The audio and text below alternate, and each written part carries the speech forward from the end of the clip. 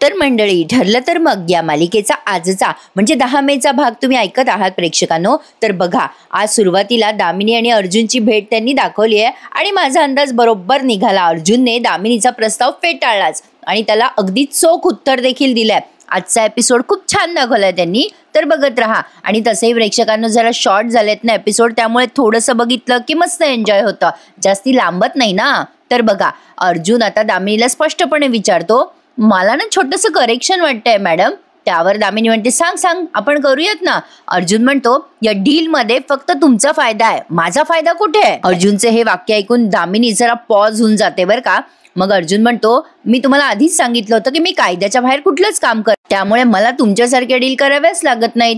दामिनी शांतपणे अर्जुनला उत्तर देते, अच्छा अर्जुन, तुझ्या अशिलाने जामिनाची मुख्य अट म्हणजे हजेरी चुकवली आहे, हे कायद्याच्या विरोधात नाहीये.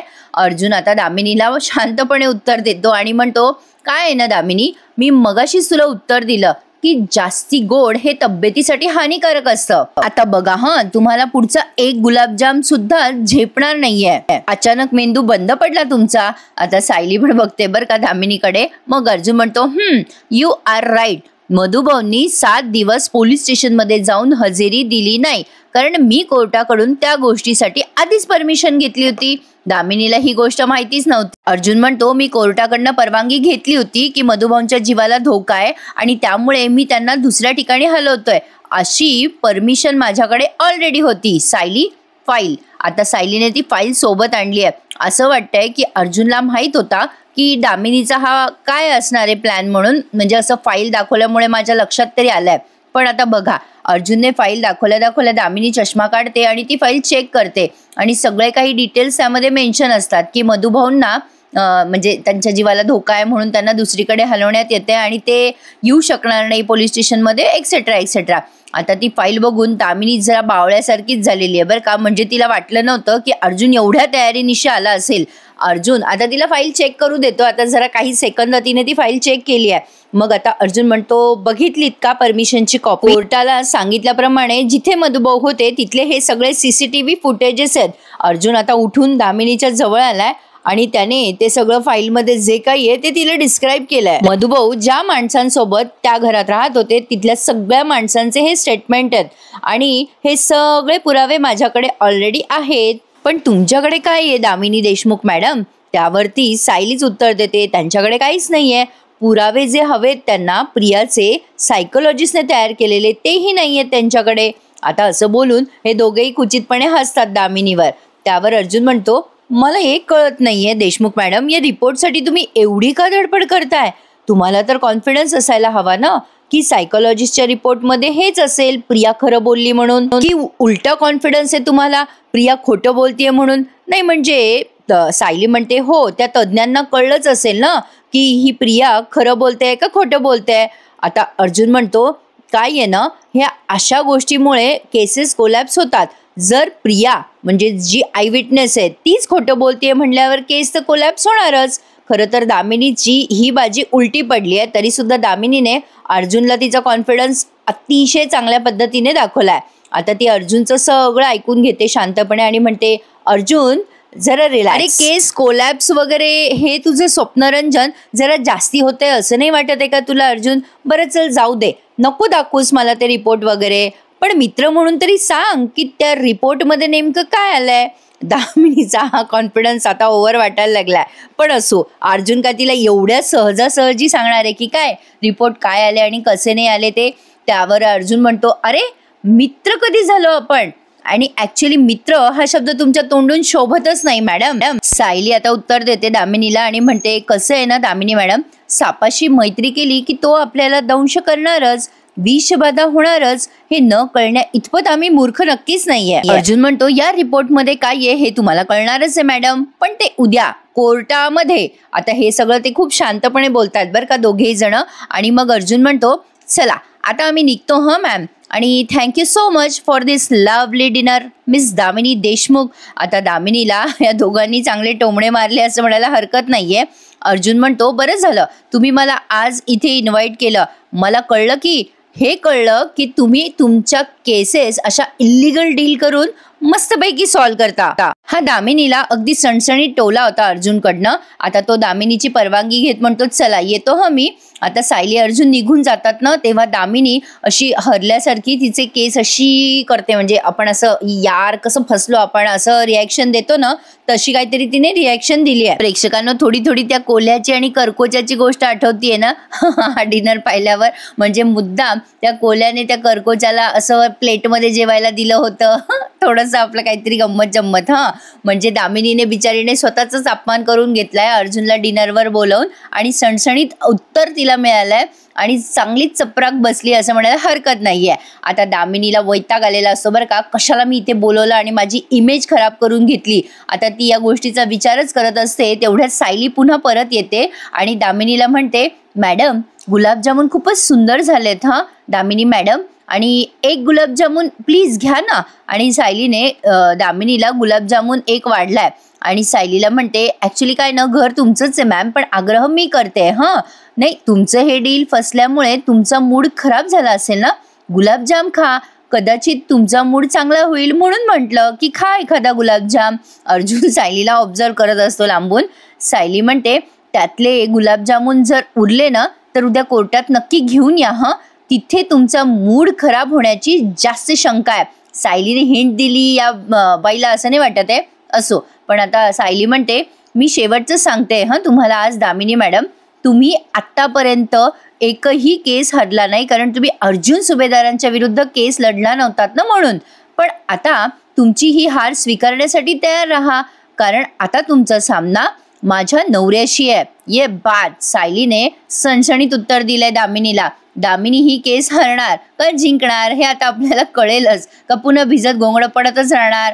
बघूया. आता उद्या कोर्टाची तारीख आहेच. तर अर्जुनला फार भारी वाटलंय सायलीने हे उत्तर दिलं म्हणून, आणि आता एकमेकांकडे कटाक्ष टाकतात ते. दामिनी सायलीकडे रागाने बघते. सायली एवढंच काय ते बोलून तिथून निघून जाते. थोडक्यात सांगायचं झालं तर अर्जुन सायलीने त्या दामिनीचा डिनर तिचा लखलाभ असा रामराम करून तिथून निघून गेल्यात आणि दामिनीला जे हवंय ते मिळालंच नाही. पण हे जरा इलॉजिकल वाटलं मला. म्हणजे दामिनी सारखी एवढी मोठी वकील या दोघांना डिनरला बोलवून काहीतरी काढून घ्यायचं बघते, हे बात कुछ हजम नाही हो रही है.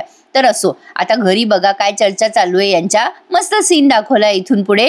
पूर्णाजीला आईस्क्रीम खायचंय. कल्पना त्यांची वाद घालत असतात.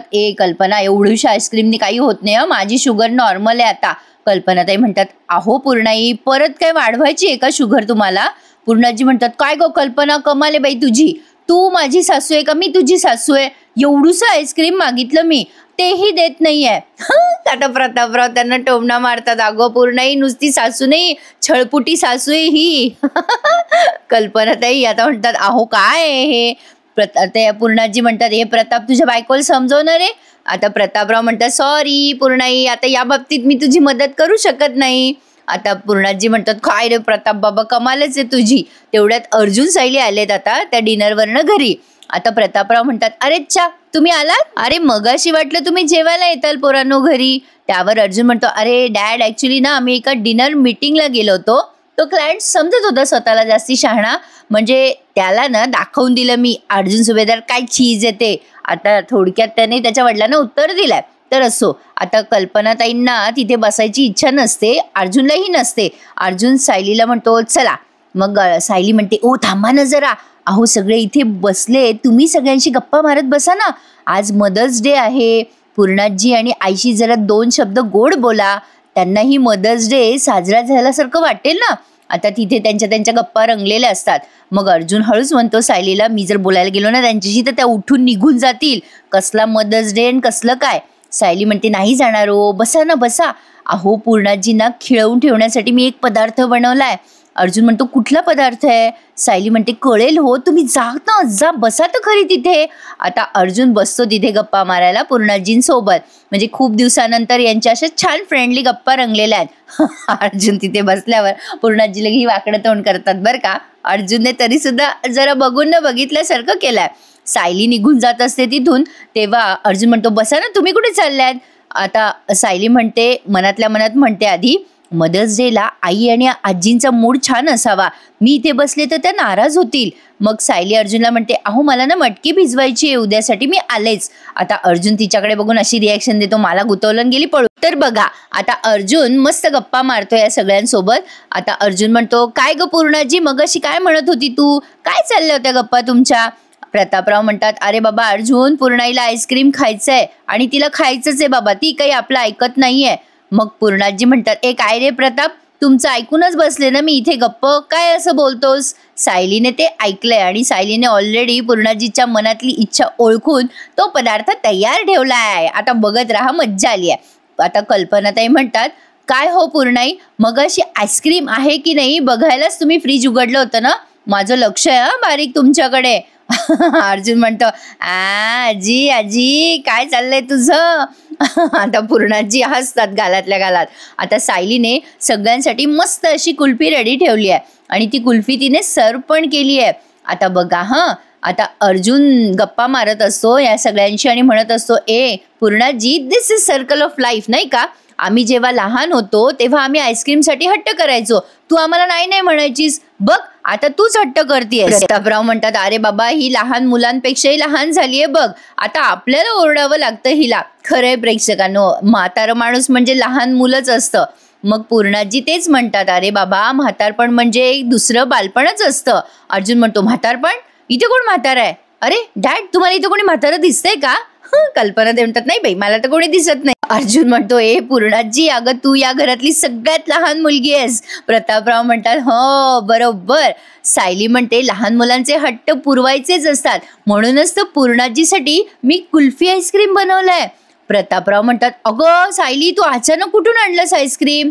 सायली म्हणते, बाबा अचानक नाही, मी जातानाच आईस्क्रीम बनवून गेले होते. मला माहित होतं उन्हाळा वाढलाय आणि पूर्णाजींना आईस्क्रीम खाण्याची इच्छा होणारच, म्हणूनच मी बनवलं आईस्क्रीम.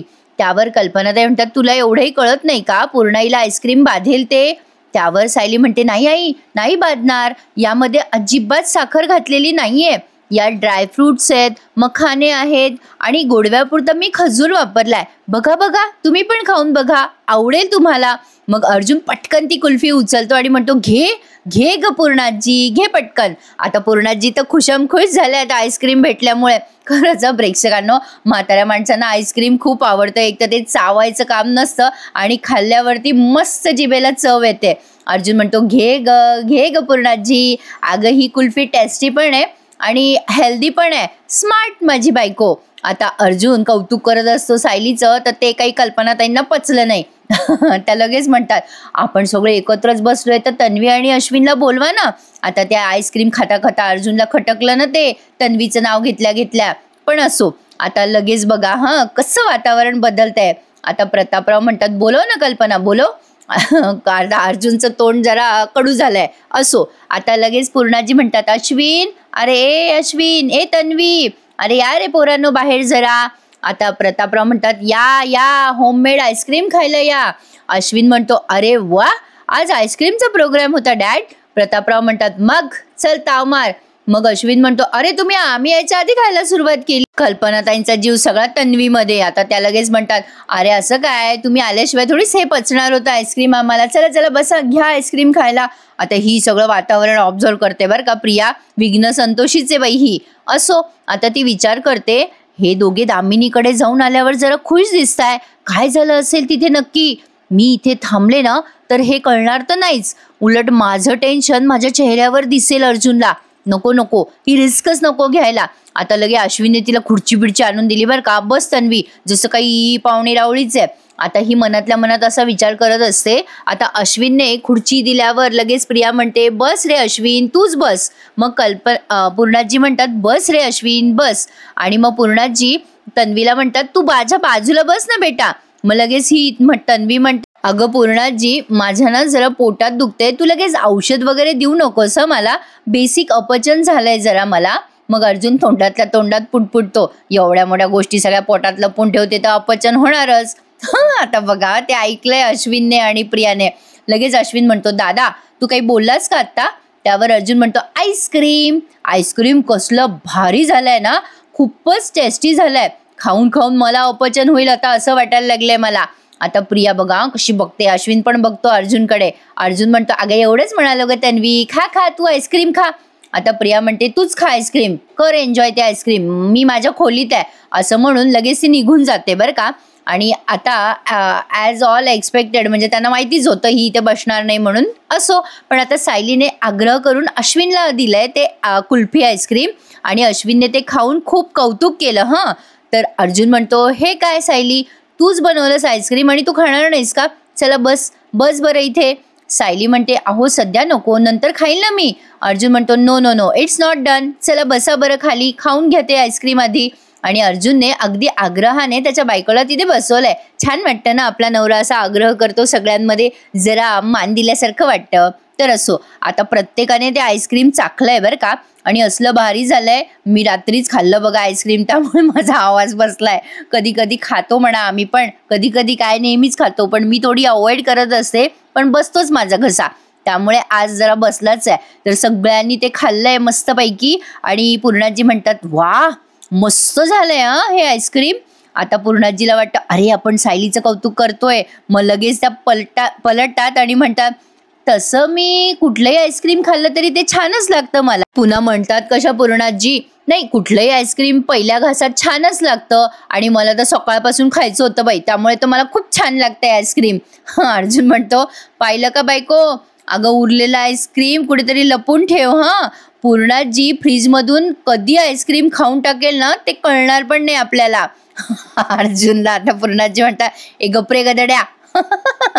अश्विन म्हणतो ए पूर्णाजी माझं लक्ष आहे तुझ्यावर, अजिबात गोड खायचं नाही आणि यावर्षी आमरस पण कमी खायचा बरं का पूर्णाजी. आणि आता अश्विन पुढे म्हणतो हे आईस्क्रीम मी टेस्ट केलंय मस्त आहे हे आईस्क्रीम, याच्यात ॲडेड शुगर अजिबात नाहीये. ए आजी हे आईस्क्रीम तुझ्यासाठी ओके आहे, चल खा तू. आता लगेच पूर्णाजी म्हणतात थँक्यू रे अश्विन, तुझे खूप खूप उपकार झाले बाबा. आता लगेच अश्विन म्हणतो आईस्क्रीम खाऊन अरे कसलं कमाल झालंय हे आईस्क्रीम, अप्रतिम झालंय. आता जाणते अजाणते पायी त्याने पटकन सायलीचं कौतुक केलं हे त्याच्या लक्षात येतं. आणि आता तो सायलीकडे बघतो आणि पुन्हा त्याचे एक्सप्रेशन्स चेंज करतो. असो काय आहे ना प्रेक्षकांनो, जे मनात आहे ते ओठावर येतच. आता सायली अश्विनकडे बघते, अश्विन सायलीकडे बघतो, पण सायली म्हणते तुम्हा सगळ्यांना असं हसताना बघून आजचा दिवस खऱ्या अर्थाने साजरा झालाय. लगेच पूर्णाजी म्हणतात आजचा दिवस काय ग कल्पना, आज काही सणवार आहे का. आता सायली म्हणते पूर्णाजी हा आमच्यासाठी सणच आहे, प्रत्येक आईचं आईपण साजरं करणारा हा सण आहे.